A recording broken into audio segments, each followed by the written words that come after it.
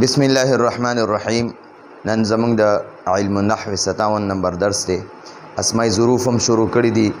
اسماء ظروف هغه تقریبا د کتاب والا 12 ذکر کړی دي. اذ اذا متى كيف ايان امس منذ منذ قد تعوذ قبل بعد. دا د اسم غیر متمکن اوم نمبر غالبا اوم نمبر دی. د نمخ کې مونږه د اسم غیر متمکن قسمونه ویلو، ضمائرم ویلو، اسماء اشاراتم ویلو، اسماء موصولم ویلو، اسماء افعالم ویلو، اسماء اصواتم ویلو، او دا پسې اسماء ظروف دي. دا شپږم نمبر دی. دا اسماء ظروف چې دي دا په دې کتاب کې اولی کړي اذ اذا متى كيف ایان امس منذ منذ قد تعوذ قبل بعد. دا اذ پکې د فعل یعنی که فعل یعنی که فعل ماضی باندې ولګي او که فعل مضارع نه مخکې ولګي، خو د دوانو معنی ماضی ته اړای. ٹھیک شو جی. او د دې اذن شاته بیا جمله فعلیه هم راتلی شي، جمله اسمیه هم ترې راتلی شي. او دا اذا چې دی، اذا دا دویم نمبر ظرف، دا اذا چې دی دا د مستقبل دپاره راځي. که د فعل ماضي نه مخکې ولګي نو د فعل ماضي معنی مستقبل ته اړی، او که د فعل مضارع نه مخکې ولګي نو هغه خو اسم مضارع ده. ٹھیک شو جی، مستقبل معنی ده. خو چې د فعل ماضي نه مخکې ولګي دا اذا، لکه مثلا ضربه معنی ده هغه وخل وکړه. اذا ضربه کله چې به هغه وخل کوي، کړي نه دي، کله به چې وخل کوي. اوس جاء معنی ده راغې، هغه رالی. ٹھیک شو، هغه راغې. او کله چې شي اذا جاء، کله چې به راشي، کله چې به راشي، چې کله راشي، لا راغلی نه دی، چې کله راشي. نو د دې اذا د وجې نه د ماضي دا معنی هم د مستقبل شوله. ټیک شو جي. نو دا او د دې نه وروستو هم جمله هم راتلی شي، جمله اسمیه هم راتلی شي، جمله فعلیه هم راتلی شي. ټیک شوه. اوس دغه شانتې دریم نمبر دی متا. د متا معنی ده دلته کې ما لیکلي د اسم ظرف متا. د متا معنی ده کوم وخت چې اردو کې وایي جس وقت یا کس وقت، کم وخت چې. ٹھیک شوه. او یا معنی ده جب، جب معنی ده کله چې، یا مونږ وایو کله. ٹھیک شوه. نو د جس وقت یا کس وقت میں، کس وقت میں، او یا چې دی جب. نو دا درې واړه معنی مونږ د دې کولی شو په پښتو کې. اوس ګورو جی، دا متا نه دی، متا دا هم اسم ظرف دی. نو دا د دوو خبرو دپاره راځي. کله کله به دا متا د شرط دپاره راځي. لکه زه تا سره شرط کېدم که ته روژه نیسې نو زه به روژه نیسم، نو زه به مو نیسم. او که ته روژه نه نیسې نو زه به هم نه نیسم. او بل درته یو مثال درکم. لکه مثلا زه اوس یو شرط کېدم که زید زما خواله راغی نو زه به اکرام وکم. چې هغه زما خواله نه راځي نو زه ولې اکرام وکم؟ زه ولې لاړ شم چې د هغه هلته کې پروګرام وله وکم، اکرام یې وکم. شرط مې دا دی که زید زما خواله راغی نو که کم وخت هم زید زما خواله راغی نو زه به د هغه اکرام وکم. نو دې ته شرط وایي. نو ګورئ دا پکې شرط شو چې ته روژه نیسې، دا شرط شو. نو زه به هم روژه نیسم، دا جزا شوه. ټیک شوه. نو شرط او جزا دې نه جمله شرطیه جوړیږي. شرط او جزا نه جمله شرطیه جوړیږي. ټیک شوه. یا وایې څوک وایي چې ته روژه نیسې دا شرط شو، نو زه به هم روژه نیسم، نو وایي دا جواب شرط شو. تا د دې شرط جواب ورکو. یاره که تا روژه ونیوله نو زه به هم ونیسم، چې ته روژه نه نیسې نو زه ولې ونیسم. نو دا ګوره شرط. نو دا متا کله کله به د شرط دپاره راځي، او کله کله به د سوال دپاره راځي. هغه سوال ته استفهام وایي. کله کله به د سوال دپاره راځي. لکه مثلا زه به تا نه تپوس کوم چې ته به کله سفر کې، ته به کله ځې، کم وخت به ته ځې. ټیک شوه. کم وخت به ته سفر شروع کې. ټیک شوه. لکه مثلا متا تسافرو، متا تسافرو، ته به سفر کله شروع کې.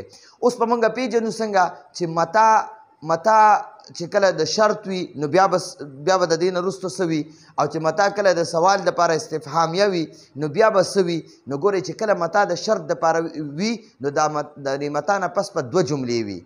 چې کله د متا نه پس دوه جملې وي نو دا متا به شرطیه وي. او کله چې د متا نه پس یو جمله وي دا متا به استفهامیه یعنی سوالیه وي. سوال به پکې شوی که نه. انسان د چا نه تپوس کوي چې یاره ته به کله ځې. ټیک شوه. یا به ته به کله راځې. دا قشان خلک تپوس کوي که نه د خپل خپلوانو او د خپل مسافرو نه چې ته به کله راځې. نو دا متا اوس چې دی دا د دې متا نه پس به چې کله یو جمله وي نو هغه به بیا متا استفهامیه وي. اوس راځئ بورډ طرف ته. متا نو دا متا ما دا پښتو کې لیکلي دي الفاظ، زه کوشش کوم چې اسانه الفاظو کې لیکم. وایي دا متا اسم ظرف دی. دا متا څه شی دی؟ متا اسم ظرف دی. د شرط متا د شرط او استفهام، استفهام سوال ته وایي، یعنی سوال د پاره د جملې نه مخکې لګي.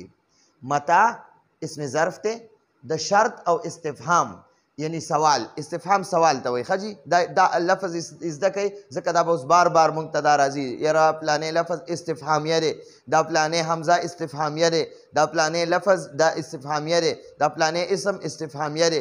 نو دا استفهام سوال ته وایي. نو ګورئ دا متا د شرط او استفهام دواړو دپاره د جملې نه مخکې لګي. د متا چې کله د شرط دپاره وي نو بیا به د دوو جملو نه مخکې لګي، او چې کله د سوال دپاره وي نو یو جملې نه مخکې به لګي. چې کله د متا نه پس، اوس دا واورئ، چې کله د متا نه پس دوه جملې وي، چې کله د متا نه پس دوه جملې وي نو دا متا به اسم ظرف شرطیه وي. دا متا ته بیا موږ څه وایو؟ اسم ظرف شرطیه. اسم ظرف خو هم دی اسم ظرف زمان، نو اسم ظرف شرطیه به ورته وایو. لکه متا تصم اسم، متا معنی ده کم وخت چې تصم ته روژه نیسي نو اسم زه به روژه نیسم. نو ګوره دا متا چې دی که نه، متا دا اسم ظرف د دې لږ دغه کو اسم ظرف د دې ترکیب کو. اسم ظرف شرطیه څه به ورته وایي؟ اسم ظرف شرطیه، اسم ظرف شرطیه، اسم ظرف شرطیه. نو دا مونږ سره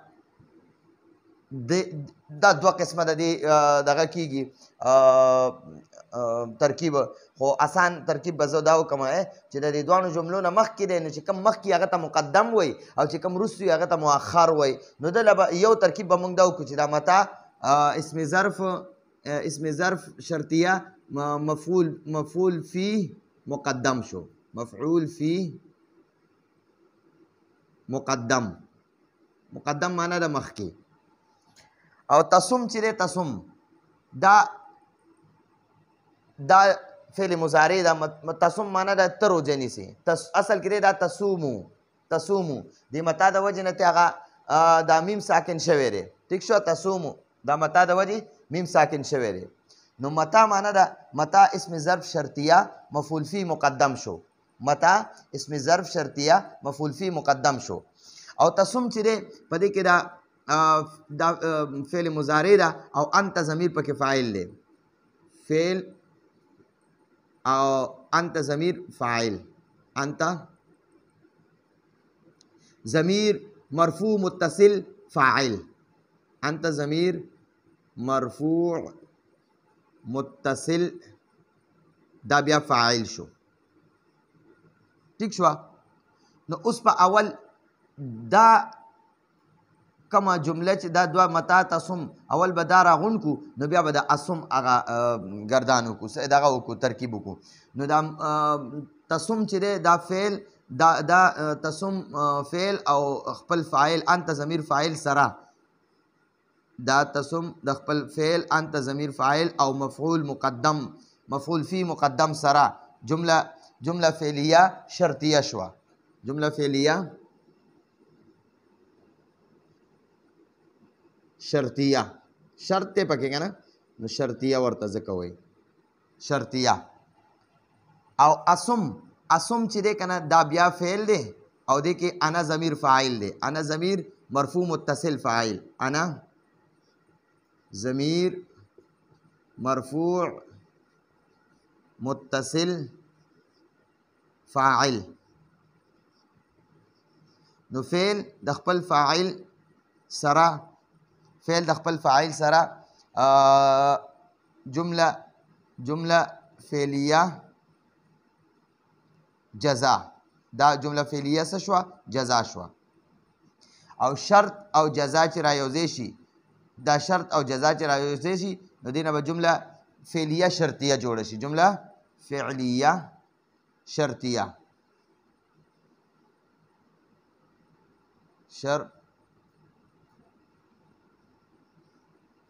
شرطیه یا صرف جمله شرطیه شوه. ٹھیک شوه؟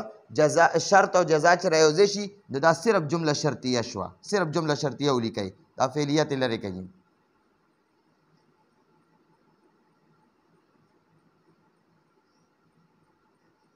دا جمله شرطیه شوه. نو ګورئ دا خو دغه مثال شو چې کله دا متا دغه وي د شرطیه وي. اوس دې ځای کې دا بل د متا شرطیه یو بل مثال دی.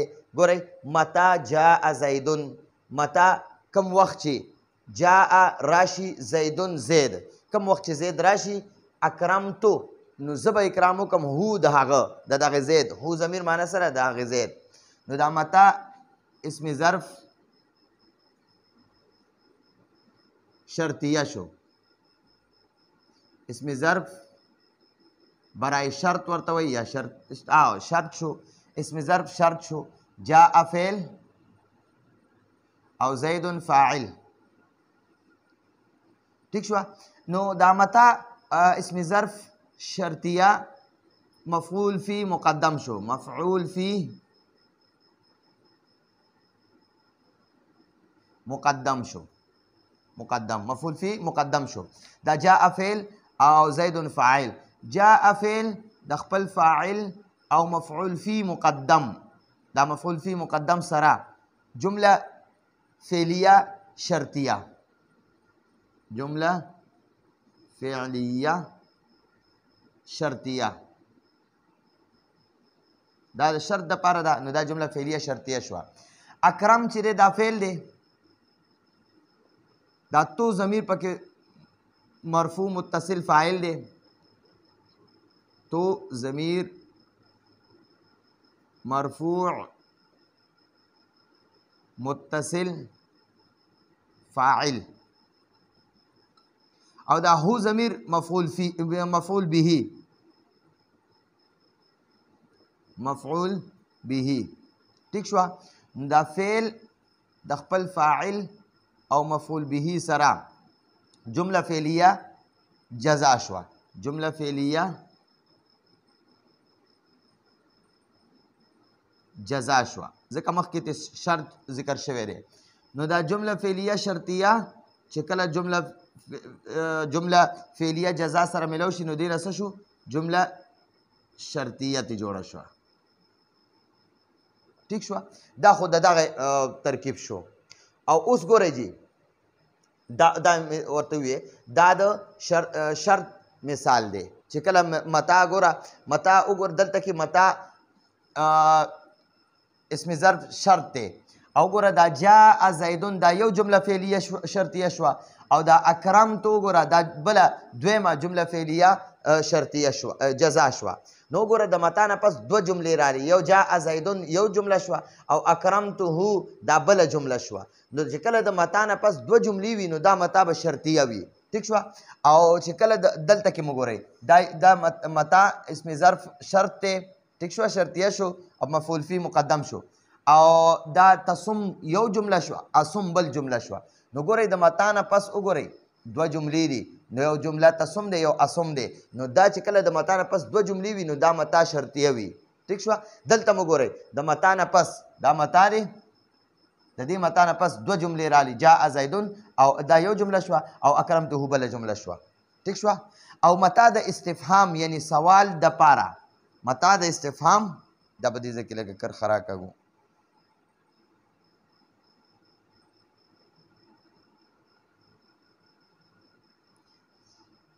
او متا د استفهام یعنی سوال د پاره هم راځي، متا د استفهام یعنی سوال د پاره هم راځي. خو چې کله متا د استفهام د پاره راځي نو بیا به د متا نه پس یو جمله وي، د متا نه پس په یو جمله لکه متا تسافرو. هلته کې په شرطیه کې د متا نه پس دوه جملې وي او دلته د متا نه پس یو جمله ده، متا تسافرو. ٹھیک شوه. دا د استفهام مثال دی، دا د سوالیه استفهام یعنی د سوال مثال دی. د متا به څنګه دغه کو ترکیب کو. متا اسم ظرف مفعول فی مقدم شو، مفعول فی مقدم شو. مقدم ورته ځکه وایي چې دا د فعل نه مخکې دی، مقدم معنی ده مخکې او مؤخر معنی ده رستو. ٹھیک شو. او تسافرو، تسافرو دا فعل مضارع ده، فعل شو او په دې کې انت ضمیر مرفوع متصل فاعل دی، انت ضمیر مرفوع تسافر معنا ده ته سفر کې نو دا ته پکې چې دی دا پکې دغه دی دا ته پکې ضمیر مرفوع متصل دی او دا سفر کې دا فعل دی انت ضمیر مرفوع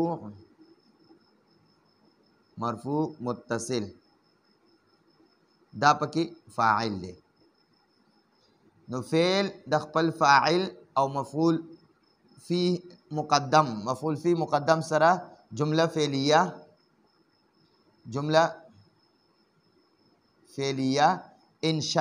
انشائیه معنا ده چې یعنی د کې سوال شوی دی نو دا سوال چې دی دا انشاء کې راځي نو دا زمونږ د نن ورځې د متا درس راتلونکي درس پر اجازت غواړو هذا هو المرام والله اعلم بحقیقة الكلام